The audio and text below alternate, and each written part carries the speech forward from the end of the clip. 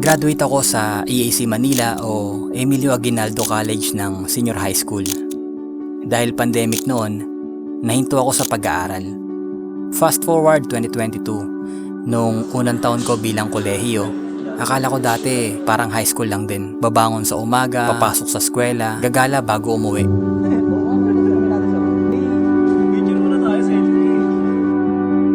Sa taon na to, nakilala ko ang iba't ibang ugali ng tao. May tahimik, maingay, lahat yan sa eskwelahan ko nasaksihan.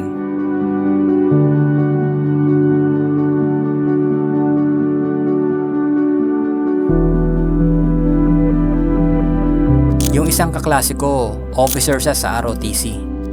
Kasabay ko siya nung first day of school, so medyo close kami. At siya yung nag-endorse sa ibang officer na nagvi-video at nag-e-edit ako. At doon, nagbago ang lahat.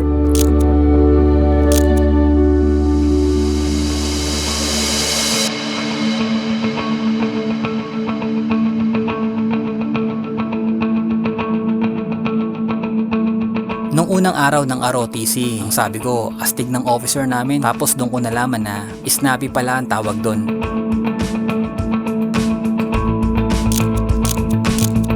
Tuwing Sabado-Linggo, ROTC namin at ako ang taga-video nila. Ang platon ko noon, Delta, pero naging special platon ako. Tinanggap ko yung ganun setup kasi mobile shooter ako noon. May company cam lang kaya minsan yun ang ginagamit ko. Tapos every week napapanood ng buong batch yung video nila. Proud sila syempre, ROTC yun. Yung ibang set naman binabati nila ako, sinasabi nila, "Buddy, ang angas ng video mo." Yung iba, proud yung parents nila kaya sinashare yung video. Pati mga officer namin, natutuwa din.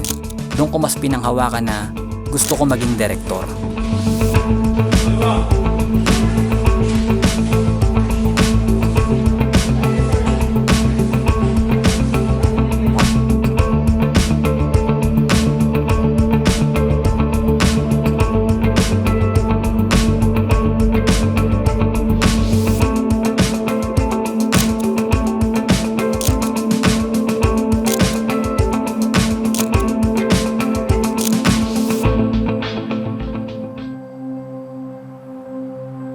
Nung second year, lumipat ng school yung kaklase kong nag-endorse sa akin sa ROTC. Simula nun, wala na din ako naging balita sa kanya.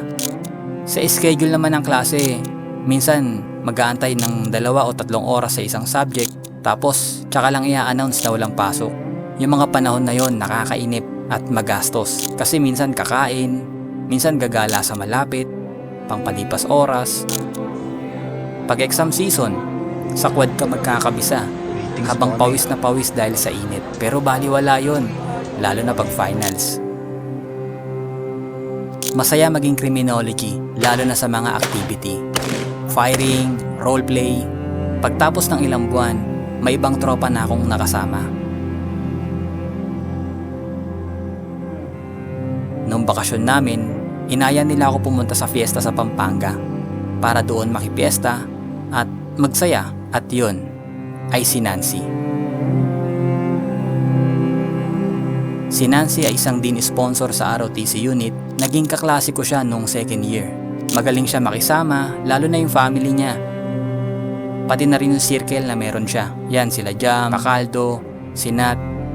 Yan yung circle na meron si Nancy. At nakita ko na okay din pala yung circle na meron siya. Noong third year ako, ibang grupo naman ang nasamahan ko.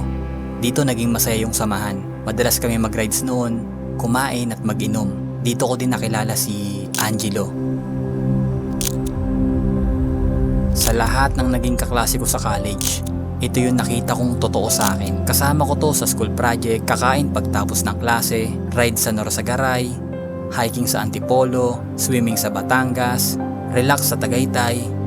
Nung nagpahinga si mama, nung mismong gabing yun, siya kasama ko hanggang sa pag-asikaso ng mga papeles ni mama. Kahit sa away, ito yung kasangga ko na talagang di ako pinabayaan nung mga panahong alanganin ako. Kaya kung nanonood ka tol, maraming salamat sa'yo.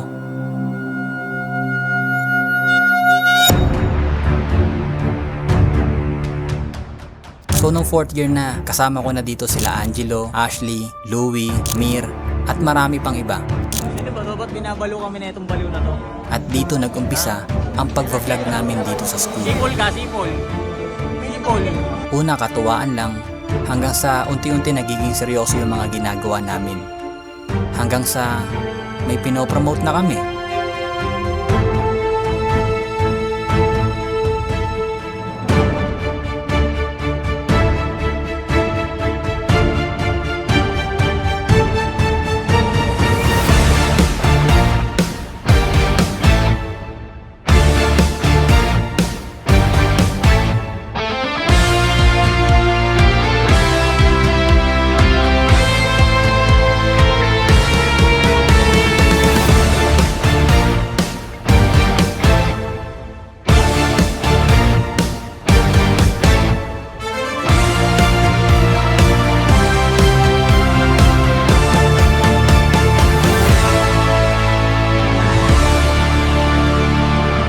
Dito sa huling taon na magkakasama kami, ramdam ang sobrang hirap bilang intern.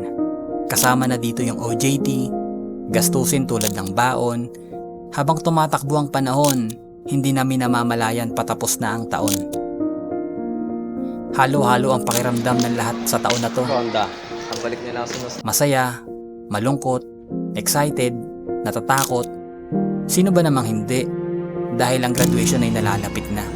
Masaya kasi makakapagtapos na kami. Malungkot dahil hindi na magiging tulad ng dati. Excited kasi papalapit na sa pangarap. Natatakot kasi baka di makasabay sa graduation. Pero sa kabilang banda, pakiramdam ko, nasulit ko naman buong kolehiyo ng buhay ko. Iba't ibang tao ang nasamahan ko.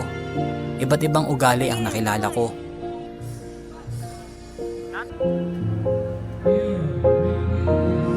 Ngayong nandito na kami at haharap na sa totoong laban, ala-ala ng aming pinagsamahan ang magsisilbing pundasyon.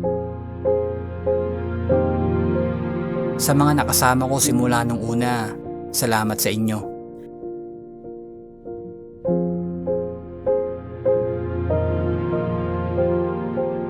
Sa mga nakaapiran at nakataasan ko ng baso, salamat din sa inyo.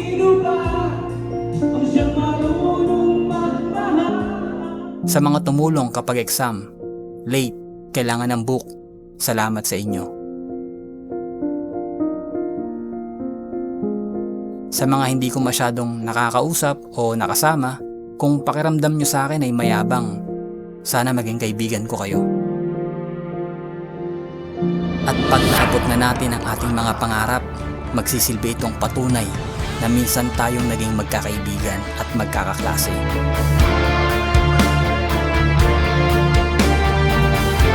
Mag-iingat sa desisyong tatahakin. Kung pangarap ang pupuntahan, di dapat alanganin. Magkita-kita sana tayo, sabay-sabay tayong magserbisyo.